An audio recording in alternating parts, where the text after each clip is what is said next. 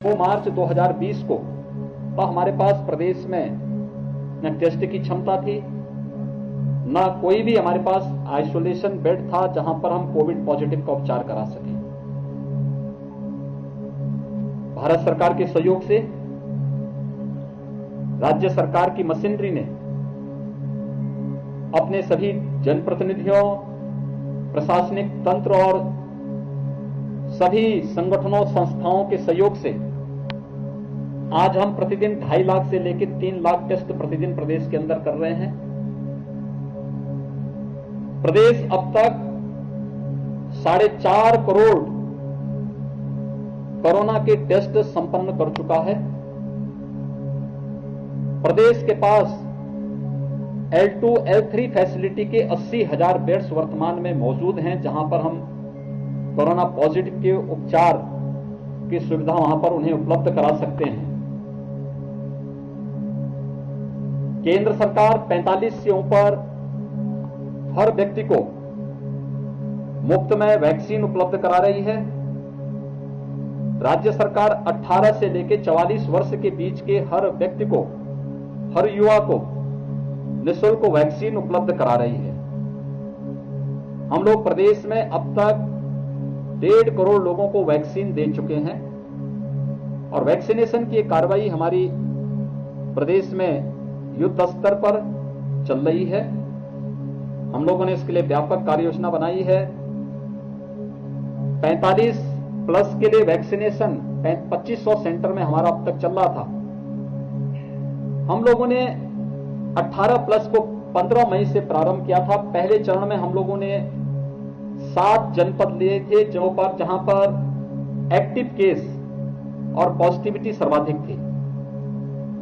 हमने दूसरे चरण में प्रदेश के अंदर अपने सभी नगर निगमों को इसके साथ जोड़ा था और अब तीसरे चरण में हम लोग कल से नगर निगम के साथ साथ हमारी जितने भी कमिश्नरी मुख्यालय हैं वहां पर वैक्सीनेशन के इस कार्यक्रम को 18 प्लस के लिए भी प्रारंभ करने जा रहे हैं।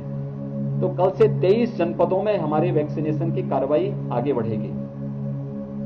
एक जो आशंका फिर से व्यक्त की जा रही है कि गांवों में कोरोना पॉजिटिव के मामले बढ़े हैं या बढ़ रहे हैं, बढ़ सकते हैं। हम लोगों ने इसकी भी एक व्यापक रणनीति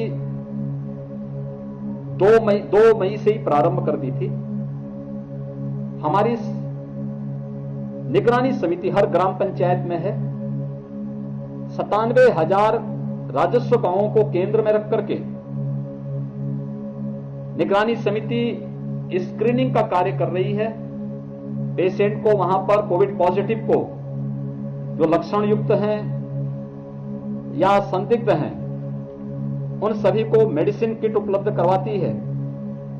मेडिसिन किट उपलब्ध करवाने के बाद उनकी एक सूची बना करके ICCC integrated Covid control centre में ये सूची उपलब्ध करवाई जाती है और कोविड कंट्रोल सेंटर से फिर रैपिड रिस्पांस टीम वहां जाकर के उन सभी लक्षण युक्त और संदिग्ध जितने भी लोग पाए जाते हैं उन लोगों का वहां पर कोरोना टेस्ट किया जाता है। उसी हिसाब से उनकी व्यवस्था की जाती है। अगर उनमें कोविड पॉजिटिव पाया जाता है तो उन्हें होम आइसोलेशन में सेपरेट रूम और टॉयलेट है तो होम आइसोलेशन की व्यवस्था, नहीं है तो उन्हें क्वारंटीन सेंटर या हायर सेंटर में रिफर किया जाता है। इसके लिए हम लोगों ने एम्बुलेंसेस की 1500 से अधिक डेडिकेटेड एम्बुलेंस इसके लिए पूरे प्रदेश के अंदर हम लोगों ने तैनात की है। इसके साथ ही हम लोगों के पास 350 हमारे पास एडवांस लाइफ सपोर्ट एम्बुलेंसेस भी हैं जिनका हम उपयोग इन सभी कार्यों के लिए भी इसके साथ कर रहे हैं। प्रदेश के अंदर एक या देश के अंदर या दुनिया के अंदर एक जो नई आशंका व्यक्त की जा रही है कि सेकेंड वेव के बाद एक थर्ड वेव भी आएगी। थर्ड वेव पर भी प्रभावी अंकुश लगाने की दृष्टि अभी से प्रदेश सरकार ने अपनी कार्य योजना बनानी शुरू की है। हर जनपद में प्रशासन से कहा गया है कि महिला और बच्चों के लिए एक हॉस्पिटल डेडिकेटेड अभी से तैयार कर लीजिए। 108, 102 की हमारे पास 2200 एम्बुलेंस हैं जो महिला और बच्चों के लिए डेडिकेट की गई हैं, उनके इमरजेंसी सेवाओं के लिए। और उन हॉस्पिटल से टेली कंसल्टेशन उनको उपलब्ध करवाने के लिए। इसके अलावा हर जनपद में यह भी व्यवस्था की गई है कि हम ये सुनिश्चित करें कि थर्ड वेव के बारे में आशंका व्यक्त की जा रही है कि इसका शिकार बच्चे ज्यादा हो सकते हैं, उनकी चपेट में आ सकते हैं। इसलिए पीडियाट्रिक का आईसीयू हर एक जनपद में, हर एक मेडिकल कॉलेज में बने, इसकी प्रक्रिया को आगे बढ़ा दें, क्योंकि उत्तर प्रदेश इंसेफ्लाइटिस के खिलाफ एक लड़ाई लंबे समय से लड़ा है। 2017 से 2020 के बीच में हम लोगों ने इसके मामलों में 95% मृत्यु दर को नियंत्रण करने में सफलता प्राप्त की। इसलिए हम लोगों के पास ईस्टर्न यूपी के उन जनपदों में जो इंसेफ्लाइटिस से सर्वाधिक प्रभावित थे, वहां पर पहले से पीकू बने हुए हैं। पीडियाट्रिशियन, फिजिशियन और टेक्नीशियन, पैरामेडिक्स, आशा वर्कर, आंगनबाड़ी, इन सब का वहां पे नियमित ट्रेनिंग भी चलती है। केजीएमयू को भी हम लोगों ने इसके साथ जोड़ा है। हमारे साथ पोस्ट कोविड जो पेशेंट हैं, उनकी एक नई चैलेंज ब्लैक फंगस को लेकर के आई है। कल राज्य सरकार ने इस संबंध में एक एडवाइजरी जारी की है और इस संबंध में एक वर्चुअल ट्रेनिंग का कार्यक्रम भी हर एक जनपद में डिस्ट्रिक्ट हॉस्पिटल्स के साथ, सीएमओ के साथ, मेडिकल कॉलेजेस के साथ, उनके जितने भी फिजिशियन और विशेषज्ञ हैं, उनके साथ करके एक व्यवस्था सुनिश्चित करने का प्रयास किया है कि ब्लैक फंगस से भी हम लोग, जैसे CFR अभी तक हमने प्रदेश के अंदर नियंत्रण रखा 1% के आसपास है, ब्लैक फंगस में उपचार में कहीं समस्या ना आने पाए, वहां पर किसी भी अन्य प्रकार की समस्या का समाधान समय से हो सके और व्यापक जागरूकता का भी एक कार्यक्रम चलना चाहिए। ब्लैक फंगस का कारण क्या है? ज्यादा स्टेरॉइड लेना, अनियंत्रित डायबिटीज होना या फिर टेस्ट कराने से भागना, ये बहुत सारे कारण इन चीजों के साथ जुड़ी हुई हैं। तो इन सब के बारे में भी कल एक विस्तृत एडवाइजरी पूरे प्रदेश के अंदर जारी की जा चुकी है और उसका एक ट्रेनिंग का कार्यक्रम कल प्रारंभ हुआ है और उसको हर एक जनपद के साथ जोड़ करके ब्लैक फंगस के उपचार की भी व्यवस्था हर एक जनपद में हो सके, इसके लिए राज्य सरकार पूरी तत्परता के साथ कार्य कर रही है।